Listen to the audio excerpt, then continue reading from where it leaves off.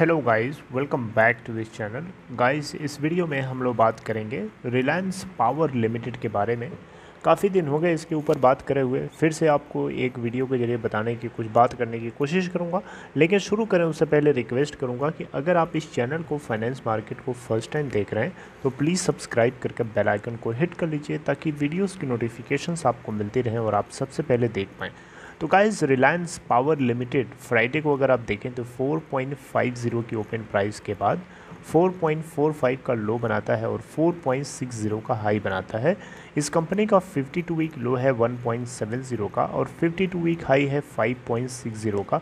मैं आपको अभी बता देता हूं कि 1.70 जो इसका 52 वीक जो लो है ये कब बनाया था।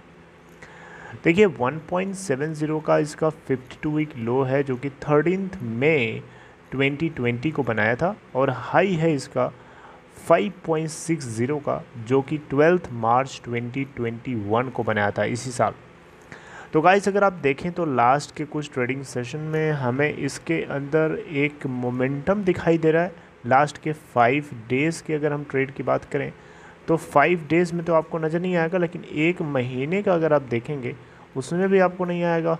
3 महीने का अगर आप देखें तो यहाँ पे हमें पोटेंशियल थोड़ा सा देखने को मिल रहा है, जिसमें इसका लो है 3.05 का 19 फेब को बनाया था और इसका हाई है 5.6 का 12 मार्च 2021 को बनाया था। तो गाइज़, हमें इसके अंदर एक पोटेंशियल है, इस कंपनी के अंदर पोटेंशियल है, इस बात पे कोई शक नहीं है। इसी के ऊपर मैं आपसे बातचीत करूँगा, लेकिन कुछ और पैरामीटर्स आइए डिस्कस कर लेते हैं। मार्केट कैप देखें तो इसकी है 1262.31 करोड़ रुपए। अगर आप देखें तो Reliance communication, Reliance naval, Reliance infra, जितने भी कंपनीज हैं एडीएजी ग्रुप के अंदर, उन सभी की मार्केट कैप जो है किसी की 300 करोड़ है, किसी की 400 करोड़ है, किसी की 500 करोड़ है, लेकिन 1000 करोड़ से ऊपर किसी की नहीं है, सिर्फ रिलायंस पावर लिमिटेड की है। ये अपने आप में एक अलग सी आपको पता होना चाहिए। आज की डेट की ये हालात हैं। अगर आप फ्राइडे के दिन की बात करें तो रिलायंस पावर में टोटल जो वॉल्यूम ट्रेड हुआ 1,42,72,437, जिसमें से डिलीवरी है 51.23%। बीएससी के ऊपर अगर आप देखें तो 50,13,305, जिसमें से टोटल वॉल्यूम ट्रेड हुआ, जिसमें से डिलीवरी परसेंट है 100%। 4.51 के ऊपर क्लोजिंग देता है बीएससी पे, जो कि 0.02 रुपये ऊपर है, यानी 2 पैसे ऊपर क्लोज होता है। और बीएससी के ऊपर एनएससी के ऊपर 4.50 के ऊपर क्लोजिंग देता है, जो कि इसका प्रीवियस क्लोजिंग प्राइस भी है। गाइस, अगर आप लास्ट के कुछ दिनों का रिटर्न परसेंटेज देखेंगे तो ईयर टिल डेट में आर पावर लिमिटेड ने 32.35% का रिटर्न शो किया है, प्लस में है। एक हफ्ते का देखें तो 4.26% का नेगेटिव रिटर्न है। एक महीने का देखें तो 5.26% का नेगेटिव है, लेकिन 3 महीने का देखें तो 32.35% का पॉजिटिव रिटर्न है। 6 मंथ में 36.36% और एक साल में 136.84% का पॉजिटिव रिटर्न है। तो गाइस, आइए कुछ बेसिक चीज़ें और देखते हैं, उसके बाद मेन पॉइंट्स की बात करेंगे। तो सबसे पहले मैं आप लोगों के साथ जो है इस कंपनी के मार्च क्वार्टर के शेयर होल्डिंग पैटर्न को डिस्कस करने की कोशिश करना चाहूँगा। देखिए, मार्च 2021 यानी क्वार्टर 4 की बात करें तो प्रोमोटर्स की होल्डिंग 9.1% अभी भी है, जो कि दिसंबर क्वार्टर में भी थी, जिसमें से प्लेजिंग इन्होंने 17.91% का रखा है, लॉकिंग नहीं है। एफआईआईज़ की होल्डिंग जो है दिसंबर क्वार्टर में 1.6% थी, लेकिन इस बार बढ़ करके 2.2% हो गई है। एफआईआईज़ ने अपनी स्टेक को बढ़ाया है। डीआईआईज़ ने यहाँ पे अपने स्टेक को थोड़ा कम किया है। इससे पहले दिसंबर क्वार्टर में 6% थी, लेकिन इस बार मार्च क्वार्टर में इनको 4.3% रह गई। पब्लिक शेयर होल्डिंग 83.4% दिसंबर क्वार्टर में थी, इस बार बढ़ करके 84.5% बढ़ गई। तो आप यहाँ देख सकते हैं इसके अंदर जो है शेयर होल्डिंग पैटर्न में किसके पास डोमिनेंस है। आप ये ग्रे कलर का जो एरिया देख रहे हैं, ये पूरी की पूरी पब्लिक शेयर होल्डिंग है, जो कि 84.53% है एज ऑफ मार्च क्वार्टर। तो गाइस, देखिए यहाँ पे रिलायंस पावर लिमिटेड की अगर हम बात करें, एक्सक्लूसिवली अगर हम बात करें रिलायंस पावर की, तो ये एक ऐसी कंपनी है एडीएजी ग्रुप के अंदर जो अगर ढंग से चलाई जाए ना अगर ढंग से चलाई जाए तो अनिल अंबानी की किस्मत को बदल सकती है कंपनी। अगर ये ढंग से चला दे तो रिलायंस पावर लिमिटेड के लिए अनिल अंबानी अगर जान लगा दे अपनी ना, तो अनिल अंबानी की जो किस्मत है या जो उसकी लाइफ है वो पूरी चेंज हो सकती है। क्योंकि रिलायंस पावर लिमिटेड के पास वो रिसोर्सेज हैं इसके पास जिसकी एक पावर सेक्टर की कंपनी को ज़रूरत होती है, भूख होती है। वो रिसोर्सेज हैं इसके पास। उन रिसोर्सेज को प्रॉपरली फंक्शनल बनाना, अब ये किसी इंसान की क्वालिटी होनी चाहिए।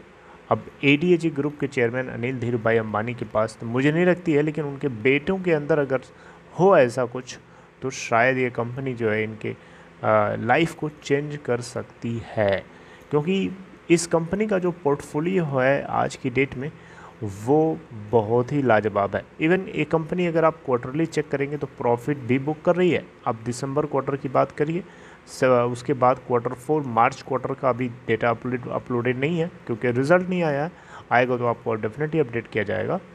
लेकिन दिसंबर और सितंबर क्वार्टर की बात करें, इवन Q1 की भी बात करें, लास्ट के 3 क्वार्टर्स की बात करें, तो टोटल रेवेन्यू जो है लास्ट के तीनों क्वार्टर्स में मैं बता ही देता हूँ आपको। जून क्वार्टर में इनको रेवेन्यू हुआ था 2137 का। सितंबर Q2 के अंदर इनको रेवेन्यू हुआ था 2626 का। और दिसंबर क्वार्टर के अंदर Q3 के अंदर रेवेन्यू गेन हुआ है 2006.7 करोड़। लगभग ऊपर नीचे है थोड़ा सा, लेकिन रेवेन्यू इनका 2000 के ऊपर ही है। नेट प्रॉफिट की बात करें तो इस बार इनको 52.3 करोड़ का नेट प्रॉफिट हुआ था Q3 के अंदर। Q2 के अंदर 105.7 करोड़ का था, जबकि Q1 के अंदर यानी जून क्वार्टर के अंदर इनको लॉस हुआ था। बहुत कम लॉस है, ज़्यादा नहीं है, 1.9 करोड़ का। हालांकि इससे पहले वाले क्वार्टर जो था यानी लास्ट फिजिकल ईयर के Q4 की यानी मार्च 2020 की, तो उसमें इनको थोड़ा ज़्यादा लॉस हुआ था। अब उसके पीछे कोई दूसरा एक्सेप्शनल कारण रहा होगा, लेकिन यहाँ पे अगर हम देखें तो कंपनी के रेवेन्यू और नेट प्रॉफिट के अंदर धीरे धीरे सुधार हो रहा है। और यही एक मात्र तरीका है इस कंपनी को डूबने से बचाने के लिए। अब देखिए किसी कंपनी की इनकी बहुत सारी कंपनीज हैं, अलग अलग कंपनीज, किसी की इंसॉल्वेंसी चल रही है, कोई बैंकरप्ट हो गई है। रिलायंस नेवल को कोई एक्वायर करने की कोशिश, किसी को पूरी तरीके से बेचा जा रहा है। रिलायंस कैपिटल लिमिटेड की अलग अलग एसेट्स को बेचने की कोशिश करी जा रही है, लेकिन उसमें प्रॉब्लम्स आ रही हैं। तो बहुत सारी दिक्कतें हैं इनकी कंपनी। एक ये कंपनी और एक और है इनकी रिलायंस इंफ्रास्ट्रक्चर लिमिटेड। ये दो कुछ कंपनीज़ हैं, अगर इनको ढंग से चलाएंगे तो इनकी लाइफ जो है चेंज हो सकती है, ऐसा मुझे लगता है। आपको क्या लगता है, आप भी चाहें तो बता सकते हैं। जिसमें रिलायंस पावर लिमिटेड को ये ज़्यादा अच्छे से अगर चलाएं तो ये ज़्यादा इनको आउटपुट प्रोड्यूस करके दे सकती है। क्योंकि मैं ऐसा इसलिए बोल रहा हूँ क्योंकि पावर सेक्टर की ज़रूरत लाइफ में, ज़िंदगी में, देश में कभी कम नहीं होने वाली है। कभी ऐसा नहीं हो सकता कि पावर की ज़रूरत लोगों को ना पड़े। ऐसा हो सकता है क्या? कभी एनर्जी की ज़रूरत ना पड़े किसी देश को, ऐसा हो सकता है क्या? ऐसा पॉसिबल है? नहीं पॉसिबल है। एनर्जी की क्राइसिस जो है लगी रहेगी। लोगों की एनर्जी की जो भूख है, एनर्जी की जो डिमांड है वो बढ़ती जाएगी, कम नहीं होगी आने वाले टाइम में। और पावर सेक्टर में शायद ये सक्सेसफुल हो सकता है। इवन रिलायंस पावर लिमिटेड जो है कोल बेस्ड पावर को प्रोड्यूस करने की बजाय अगर इस सोलर बेस्ड पावर प्रोड्यूस करने लगे अपने पोर्टफोलियो में, उसको भी अपना एक हिस्सा बना ले, तो डेफिनेटली मुझे लगता है कि आने वाले टाइम में ये अच्छा खासा ग्रो कर सकता है। क्योंकि रिन्यूएबल पावर की ज़रूरत है हमारे देश को और पूरी दुनिया को ज़रूरत है। और एक कंपनी पावर सेक्टर पे अपना पोर्टफोलियो अच्छे से मैनेज करना कर सकती है। जानती तो नहीं है, अगर जानती होती तो फिर शायद इसकी स्टॉक प्राइस 4 रुपये के आसपास नहीं ट्रेड हो रहा होता, बल्कि 40 रुपये के ऊपर होता। समझ रहे हैं बात को? तो गाइस ये मेरी अपनी एनालिसिस से मेरा अपना पॉइंट ऑफ व्यू है। आप कैसे देखते हैं इसको, आप चाहें तो बता सकते हैं कमेंट बॉक्स में। और आप कितना % एग्री कर रहे हैं मेरी बात से, आप ये भी चाहें तो डिस्कस कर सकते हैं कमेंट बॉक्स में। मैं आपके कमेंट को रीड कर लूँगा। अगर मुझे अच्छा लगेगा तो मैं आपको पॉइंट आउट भी करूँगा next time. So this is all in this video guys. Take care of yourself. See you something updating next in next video. Good bye.